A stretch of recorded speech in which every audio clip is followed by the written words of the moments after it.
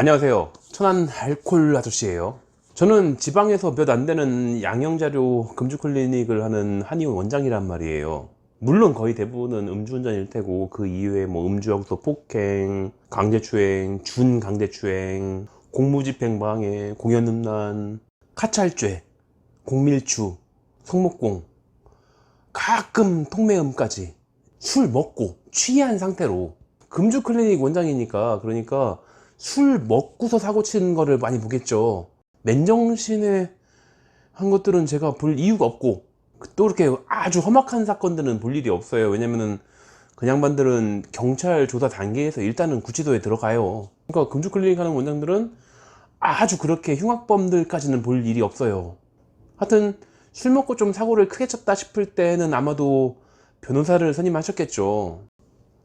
똑같은 사건이라고 할지라도 각 변호사님들마다 자기가 재판을 준비해왔던 경험상, 자기의 스타일상, 자기가 그동안 해왔던 루틴상 준비해달라고 하는 양형자료 리스트가 좀 달라요. 그분들은 그분 나름대로 해왔던 방식이 있을 테니까. 근데 그건 그거고 그거를 다 준비할 수 있는 여력이 되는데 그거 이외에 내가 이런 식으로 나의 잘못을 뉘우쳤다는 것들을 어필할 수 있을 것 같다 싶어 가지고서 스스로 다른 독창적인 양형 자료를 준비하시는 분들도 많아요. 오늘은 그 중에 헌혈 얘기를 좀 해볼게요. 헌혈.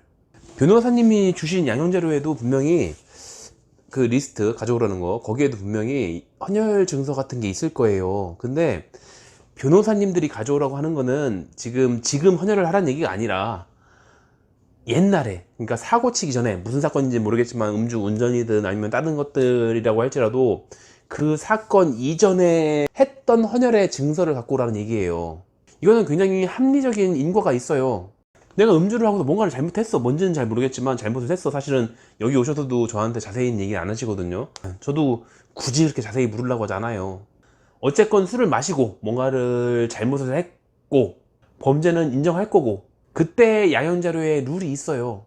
잘못했다, 나 인정한다, 이렇게 반성문부터 시작하는 거죠.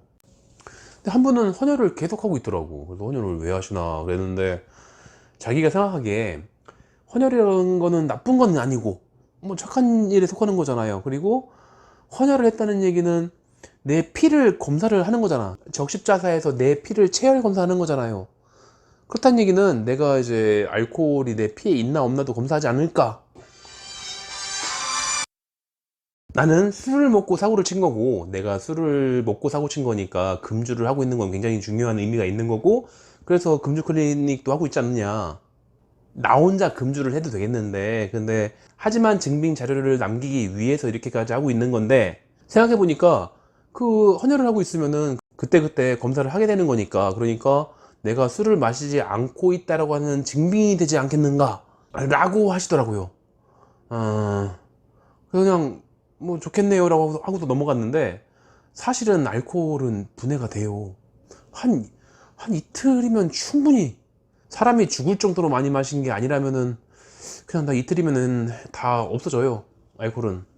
그렇기 때문에 음주 뺑소니 한 사람들은 집으로 안 가잖아요. 음주 뺑소니 하면은 바로 경찰이 그 번호판 보고서 오거든. 집에 가봤자 경찰이 먼저 와 있을 수도 있어. 그러니까 음주 뺑소니를 한 것들을 자기가 인지를 하는 순간 그 사람들은 되게 어디 여관 같은 데 가요. 여관 같은 데 가가지고서 한 이틀 동안 짱 박혀 있는다고. 이틀만 짱 박혀 있으면은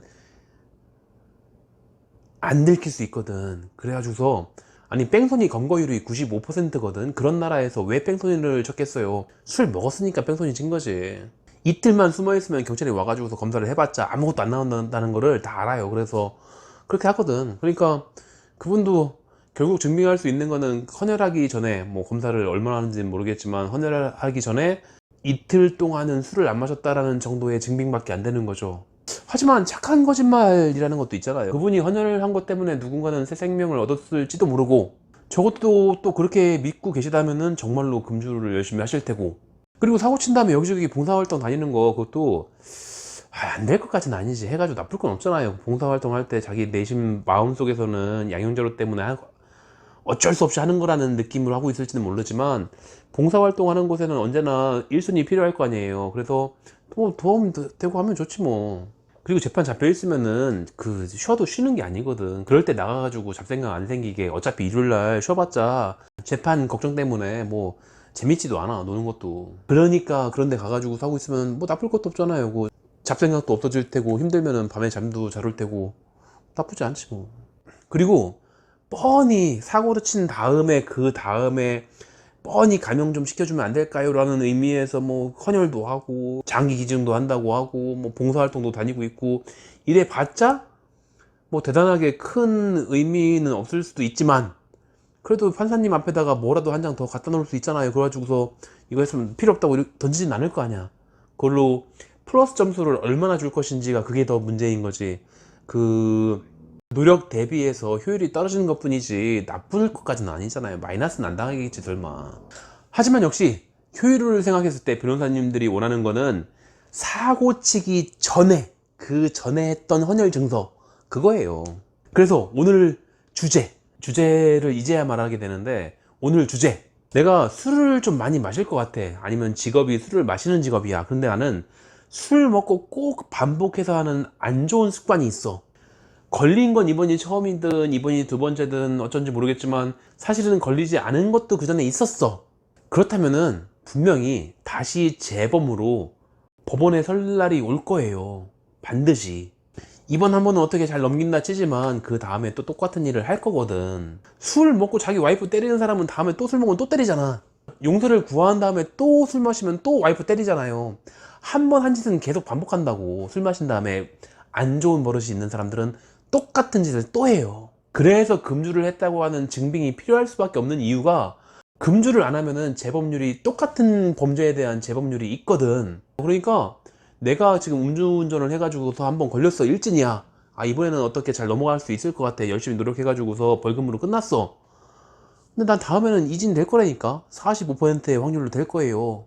그래서 내가 술을 안 먹을 순 없고, 그리고 술 먹으면 항상 똑같은 잘못을 하는 경향이 있고, 그러면은 미리 준비하세요. 분명히 재범으로 재판장이 선대니까. 그때를 대비해서, 그때는 이제 만약에 사람이 다치거나 했으면은 피해 보상도 해야 될 테고, 그리고 뭐 음주운전 같은 경우에는 자기 부담금, 면책금 이런 것 때문에 어마어마하게 깨지죠. 그리고 변호사 선임비, 거긴 뭐 워낙에 스펙트럼이 크니까 전관예우 이렇게 들어가면 좀 심각할 테고, 차도 헐값에 팔아야 될 수도 있고, 어쩌면 직장에서 잘려야 될 수도 있고. 그러니까 내가 술 마시고 안 좋은 버릇이 있었는데 이번에 초범으로 갔다 그러면은 다음에 분명히 재범이 될 확률이 있으니까, 그러니까 적금을 붓는 게 좋지 않겠어요? 또 술 먹고 사고 치면 그때는 지금 나간 돈이랑 비교할 수도 없을 만한 금액이 날아갈 게 뻔하거든. 그러니까 적금을 부어야죠. 그리고 오늘의 주제였던 것처럼 내가 또 술 먹고 또 똑같은 사고를 칠 확률이 분명히 있으니까, 그러니까 지금 이번 재판을 잘 넘겼다고 하더라도 이제부터 정말 봉사활동 열심히 다니고, 뭐 헌혈도 좀 하시고, 장기기증 각서도 쓰시고, 정기적으로 뭐 기부를 한다던가 아니면은 이런 선한 행동을 많이 하세요. 많이 해둔 다음에 그 다음에 나중에 또 분명히 또 술 먹고 사고 칠 테니까, 그 다음에 거의 재판정에 갔을 때 난 그동안 이렇게 좀 성실하게 살았었는데 이번에 또 술 먹고서 아, 술이 왼수지, 또 잘못한 거다, 이렇게 할 날이 올 거예요. 분명히 낮은 확률이라고 할지라도.